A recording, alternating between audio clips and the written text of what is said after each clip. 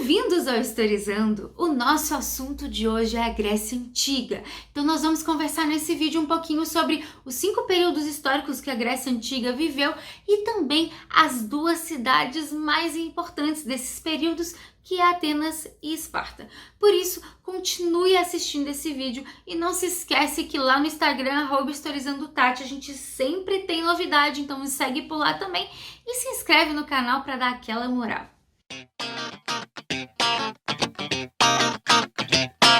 Para começar a falar do mundo grego na antiguidade, a gente precisa saber da localização. Vou deixar um mapa para vocês aqui na tela e conversar um pouquinho de que essa localização não é tão privilegiada assim se a gente pensar em terras férteis. Os gregos sofreram algumas dificuldades aí porque muitos desses territórios não tinham terras muito férteis, por isso a agricultura não era muito legal em vários territórios. Por isso, por não ter um território fértil e por estar aí muito próximo do mar, várias regiões da Grécia Antiga vão praticar o comércio como base aí econômica dessas cidades. Além disso, a gente tem que entender que é um território montanhoso e não só isso, lembrar que nesse momento não há uma unidade, não é um país chamado Grécia. São sociedades, civilizações ali, povos diferentes se reunindo na mesma região. E aos poucos vão ter a mesma língua, a mesma religião e a mesma cultura, traços de cultura semelhantes. Não é nem a mesma, mas são traços culturais semelhantes. E é por isso que a gente chama essa galera de gregos, mas nem eles se chamavam assim. Eles se chamavam de helenos e moravam na região da Hélade. Porém, é importante saber que cada cidade-estado aí na Grécia Antiga tinha sua autonomia, tinha sua soberania. Cada um tinha sua política, cada um tinha sua economia e uma não dependia da outra aí nesse sentido. Isso é uma das informações mais importantes para a gente entender sobre a Grécia Antiga.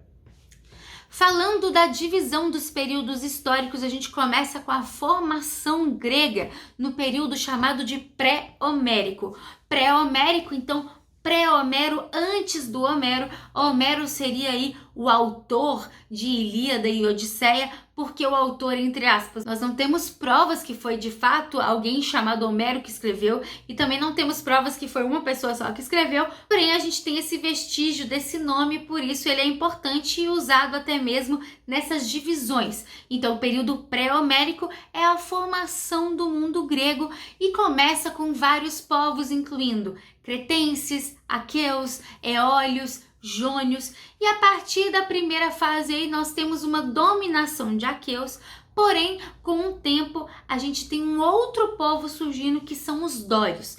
Essa galera, esses dórios, eles são conhecidos por ser altamente militarizados. E como consequência, a gente tem a primeira diáspora grega, por volta do ano de 1200 a.C. O que seria a diáspora grega?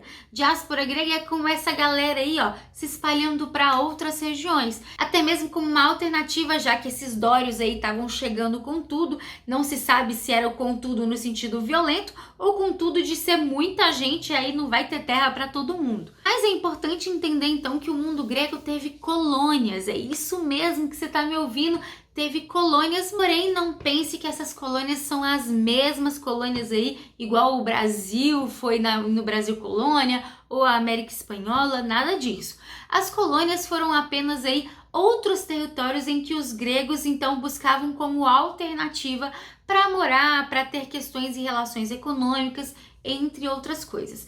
Nessa diáspora grega, para vocês terem uma ideia, os gregos chegaram até mesmo na região da que a gente chama hoje de Turquia. É também no período pré-homérico que acontece a famosa Guerra de Troia. Sabe agradar gregos e troianos? Pois é, a Guerra de Troia vai acontecer também nesse período. Só 400 anos depois é que foi escritas as obras de Ilíada e Odisseia, sabe o Homero? Pois é, essas obras então envolvem relatos sobre a Guerra de Troia. Logo, se for escrita 400 anos depois, a gente não pode aí afirmar que é um relato aí fidedigno, que é um relato verdadeiro, mas é algo muito importante da cultura grega, tanto que a gente fala de período pré-homérico e período homérico. É no período homérico que a gente tem as obras de Ilíada e Odisseia acontecendo, contando aí um pouquinho da história da Guerra de Troia. E não só isso, mas é nesse período homérico que a gente tem a formação dos genos. O que são genos? Genos são grandes famílias ali centradas em um território, em uma terra, e não só isso, mas que tem um líder aí importante, que seria o homem mais velho dessa família. Quando eu falo família, não é pai, mãe e irmãos não, tá? É pai, irmão, irmã, tio, tia, papagaio, periquito, enfim, tudo, a gente tem uma grande família aí reunida nesses genos. Por isso que a gente fala então de uma comunidade gentílica. É o princípio aí da chamada cidade-estado. Por ter a ocupação de muitos territórios e pela Grécia não ter muitas terras férteis, é que a gente tem a segunda diáspora grega. Então a gente tem mais uma vez a expansão aí desse território, porque os gregos vão para outros lugares, chegando até mesmo no norte da África, na Península Itálica, entre outros lugares. E a nível de curiosidade, Roma, do jeito que a gente conhece como Roma Antiga, foi formada mais ou menos nesse mesmo período aí da diáspora grega.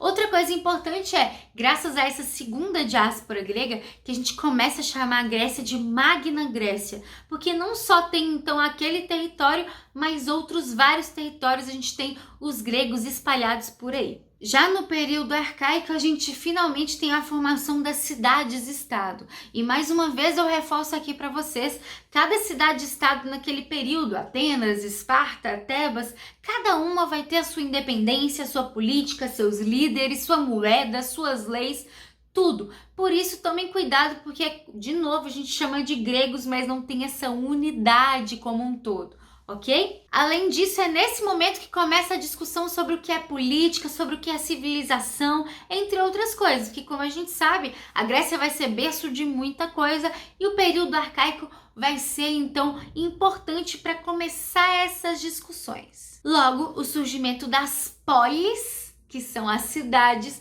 vai acontecer no período arcaico. O período clássico também será importantíssimo na história grega. Primeiro porque é o auge da democracia ateniense, nós vamos conversar sobre isso nesse vídeo, além de ter o século V como o século de Péricles.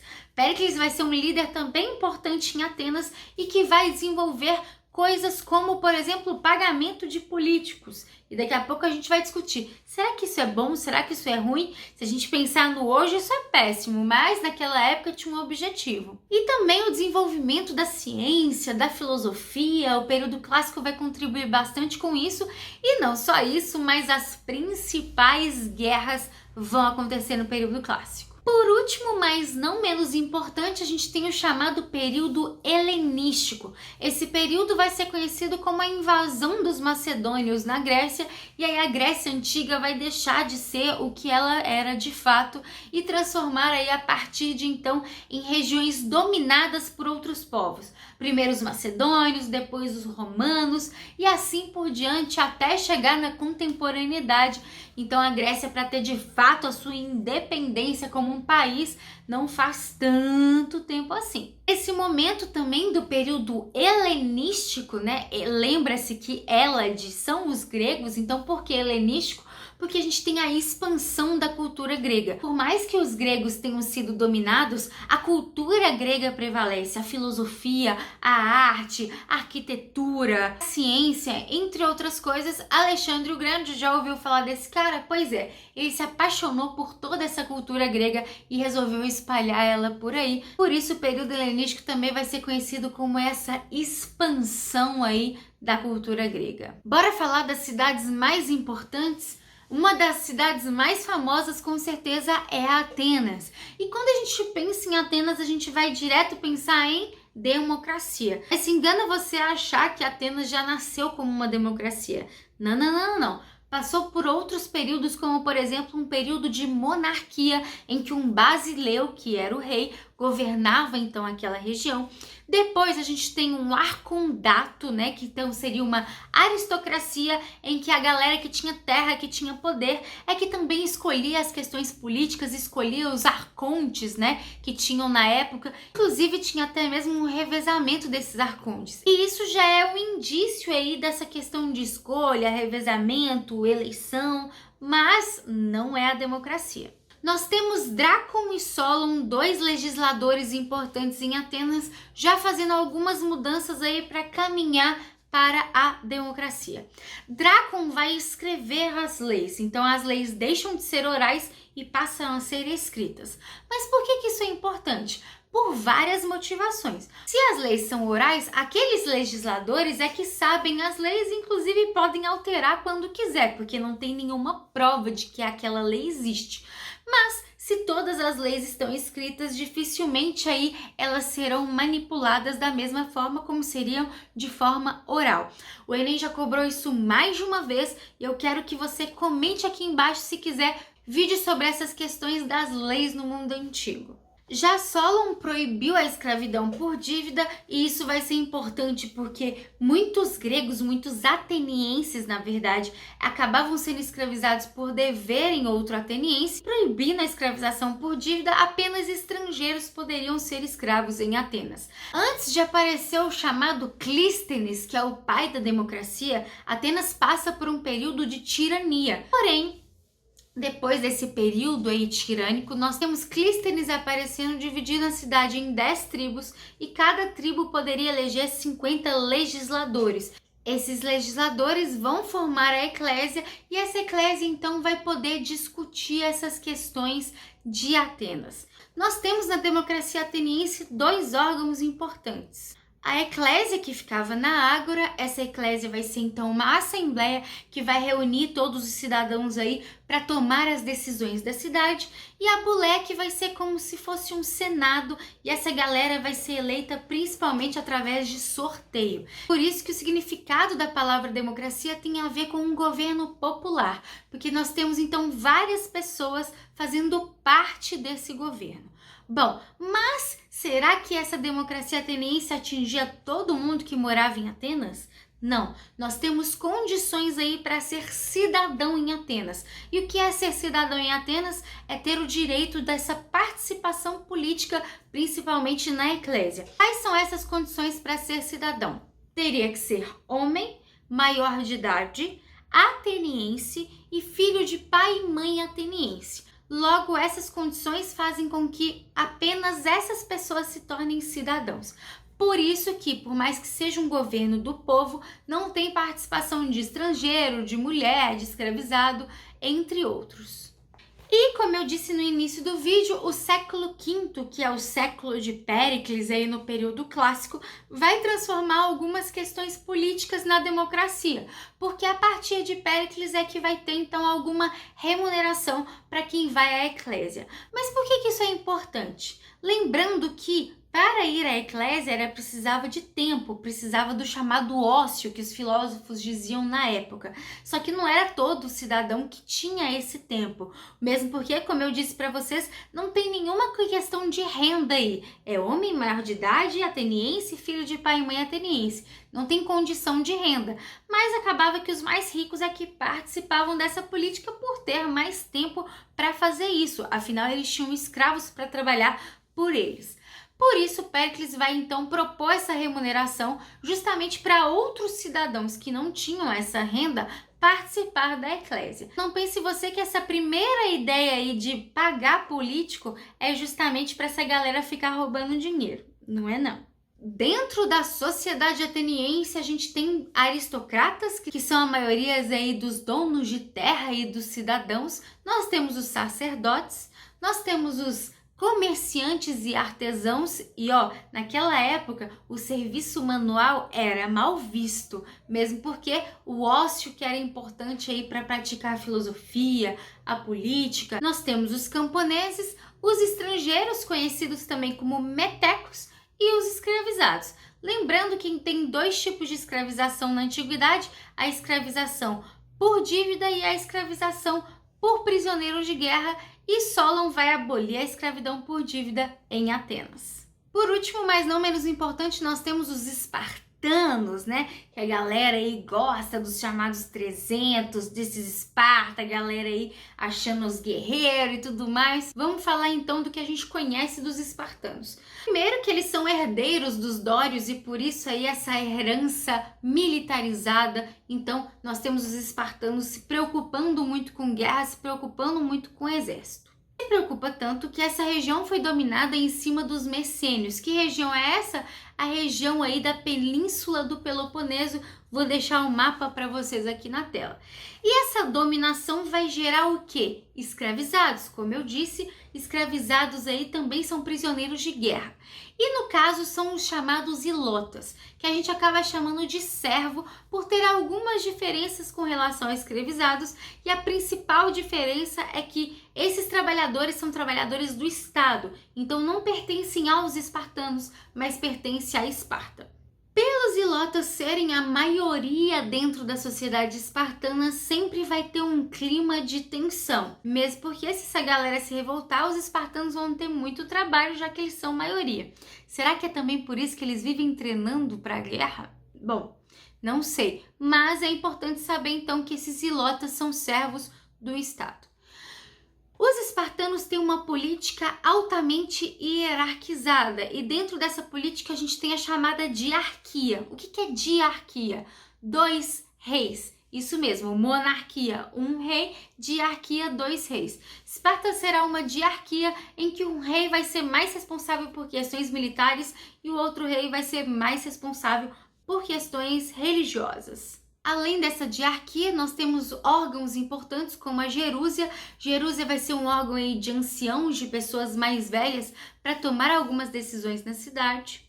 Tem também o eforato, que são 5 pessoas escolhidas pela gerúsia para então exercer o poder executivo dentro da cidade de Esparta. E a assembleia ou apela, que são então os maiores de 30 anos de idade, que vão aí decidir, votar, discutir as leis. A base econômica dos espartanos, diferente da maioria das cidades gregas, vai ser a agricultura, então os espartanos contam com territórios férteis. É uma sociedade altamente estamental, então sem mobilidade, quem espartano é espartano, quem ilota é ilota, dificilmente você vai mudar essa condição. E basicamente funciona a divisão da seguinte maneira: os espartanos, que são esses soldados, essa elite militar aí de Esparta, tem os periecos, que são homens livres, mas comerciantes, artesãos, que como eu já disse não era aí muito bem visto, e os ilotas, que são os servos do Estado. Essa é a base da sociedade espartana. Outro detalhe importante dos espartanos, como eu já disse aqui, é que eles são altamente militarizados. E isso envolve a criação das crianças, porque desde os 7 anos de idade essa criançada vai lutar, vai treinar para se transformar em um hóplita.